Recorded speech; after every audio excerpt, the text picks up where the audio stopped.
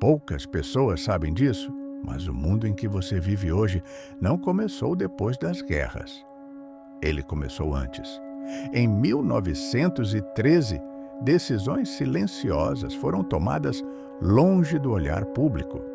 Decisões que mudaram o dinheiro, o trabalho, a educação e até a forma como a mente humana funciona. Nada explodiu, mas tudo mudou. Hoje você vai entender por que muitos pesquisadores afirmam que 1913 foi o verdadeiro início do mundo moderno.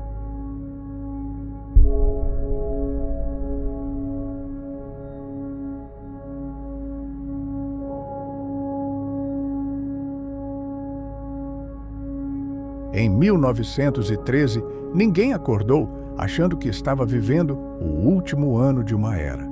As ruas estavam cheias, os cafés lotados, os jornais falavam de progresso, ciência e prosperidade. A Europa vivia aquilo que os historiadores chamaram de Belle Époque, um período de confiança quase religiosa no avanço humano. As pessoas acreditavam que a civilização havia finalmente domado a barbárie. Mas essa sensação era uma ilusão. Por baixo dessa superfície elegante, o mundo estava profundamente instável. Impérios antigos sustentavam-se por fios invisíveis. Dívidas cresciam, tensões nacionais se acumulavam e decisões estavam sendo tomadas longe do olhar do público. Decisões que mudariam para sempre a forma como o ser humano se relacionaria com dinheiro, trabalho, guerra e poder. 1913 não foi um ano de explosões, foi um ano de assinaturas. Enquanto a população acreditava viver um período de paz duradoura, os Balcãs estavam em chamas. As guerras balcânicas, quase esquecidas hoje, funcionaram como um ensaio geral para algo muito maior. O Império Otomano, que por séculos controlou regiões estratégicas do mundo, sangrava lentamente. O Império Austro-Húngaro estava rachado por dentro. A Alemanha crescia rápido demais. A Rússia era um barril de pólvora social. Tudo estava pronto para a queda. E quando os sistemas antigos caem, alguém sempre se prepara para construir os novos.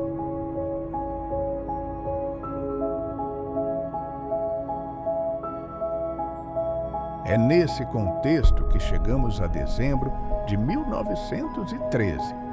Enquanto o povo americano estava distraído com o Natal, o Congresso dos Estados Unidos aprovava a criação do Federal Reserve, oficialmente um banco central criado para estabilizar a economia e evitar crises financeiras.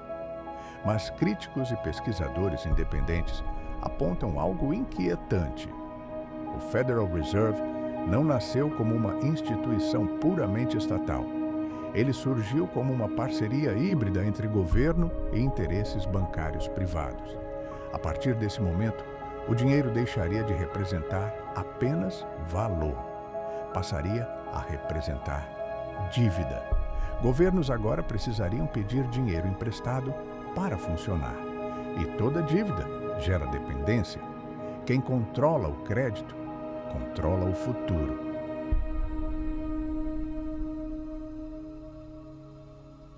No mesmo ano, outro pilar foi colocado em pé, o Imposto de Renda Moderno. Pela primeira vez, o Estado passou a ter acesso direto ao fruto do trabalho do cidadão, não apenas como arrecadação, mas como mecanismo de monitoramento. O trabalho humano passou a ser registrado, catalogado, numerado. Segundo teóricos críticos do sistema, isso não foi feito para atingir os extremamente ricos. Foi feito para estruturar um Estado permanente, financiado continuamente pela população. E tudo isso aconteceu antes da guerra. Essa é uma das perguntas mais perturbadoras da história. Por que tantas mudanças estruturais aconteceram imediatamente antes do maior conflito que o mundo já viu? Seria apenas coincidência histórica ou preparação? Enquanto isso, Nas fábricas, uma nova lógica começava a se espalhar. O trabalho humano deixava de ser artesanal e passava a ser fragmentado. O homem já não criava algo do começo ao fim. Ele repetia uma função, todos os dias, no mesmo ritmo, no mesmo horário. O mundo antigo, baseado em tradição, hierarquia e significado, estava morrendo. E quase ninguém percebeu, porque o verdadeiro poder não se anuncia, ele se instala. E por trás desse novo sistema, que nascia em 1913, pesquisadores afirmam que alguns nomes aparecem repetidamente. Famílias que entenderam que não era mais necessário governar países, bastava controlar os sistemas que os países não podiam abandonar.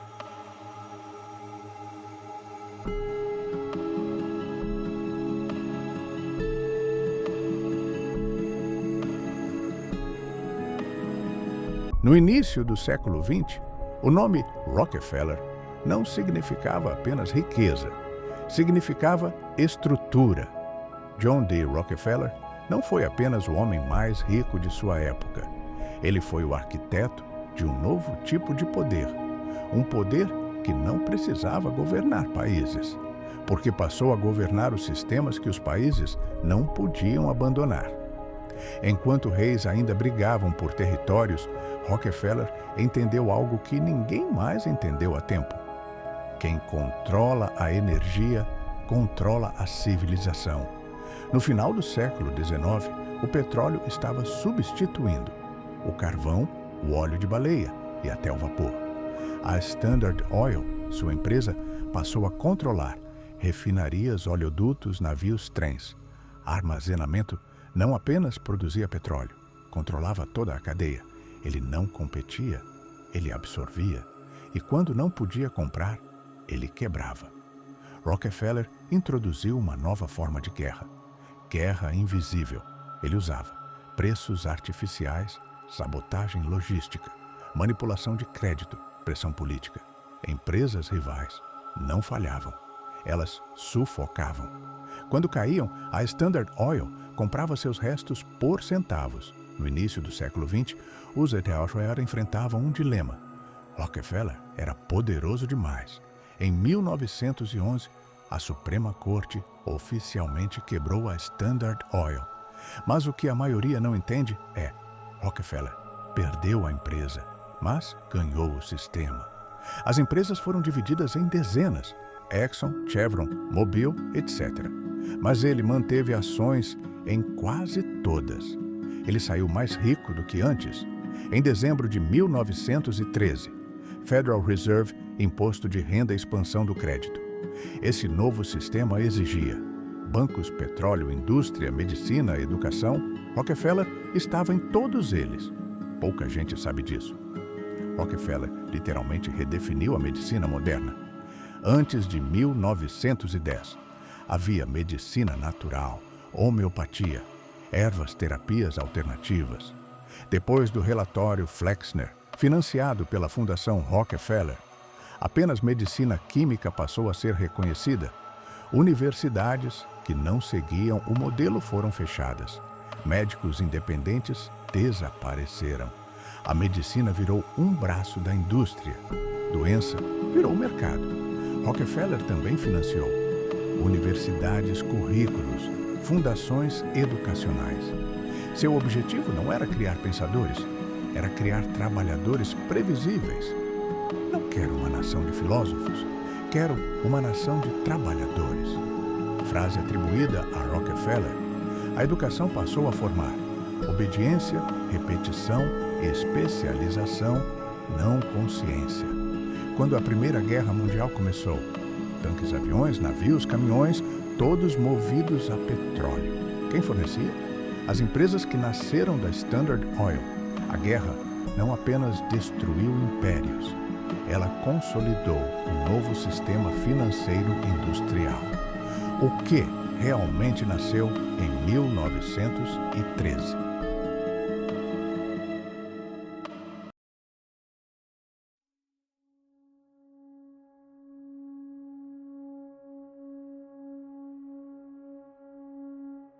Segundo pesquisadores críticos, o dinheiro virou dívida, o trabalho virou número, a saúde virou indústria, a educação virou condicionamento e a energia virou instrumento de poder. Rockefeller não governava países, mas os países passaram a depender do que ele controlava.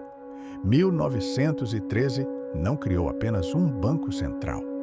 Criou uma arquitetura invisível, onde poucos controlam os sistemas e os sistemas controlam todos.